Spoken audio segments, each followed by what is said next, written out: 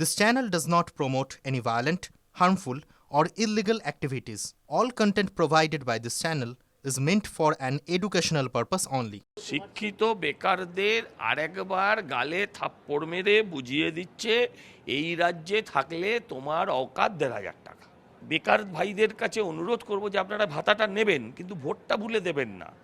Vote তখন দেবেন আমাদের ভোটে নির্বাচিত হয়ে সেই জনপ্রতিনিধিরা যে টাকাটা পায় সেটা যেদিন আপনি ঘরে বসে পাবেন সেদিন আপনি ভোট দেবেন।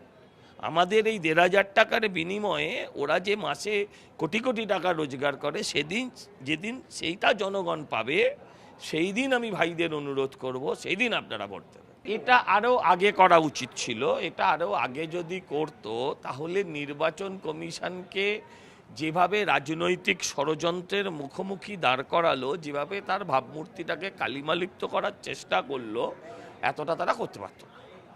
এইটা আরও আগে করা উচিত ছিল। তাহলে এই যে মানুষের বেশ কিছু মানুষের তো অস্বীকার করা যাবে না, কিছু মানুষের হয়রানি হয়েছে, তার জন্য যে নির্বাচন কমিশন দায়ী নয় সেটা আরেকবার এস্টাবলিশ করে দেওয়া যেত। রথ মানে হিন্দুত্ব এটা নয়। রথ একটা অগ্রগতির প্রতীক, রথ একটা বিজয়ের প্রতীক, রথ একটা শপথের প্রতীক। রথ মানেই যে আপনি তাকে হিন্দুত্ব ধরে নিচ্ছেন, হ্যাঁ, এটা আমার মনে হয় আপনারা সঠিকভাবে ব্যাখ্যা করছেন না। রথ এর আগেও বেরিয়েছে, অনেক রাজনৈতিক দল বার করেছে। আমরা কোনোটাকে রথ নাম দিলেই আপনাদের হয়ে যাবে। আর যদি সেটাকে ভ্যানিটি ভ্যান বলে দিই, হ্যাঁ, তাহলে আর কোনো সমস্যা নেই।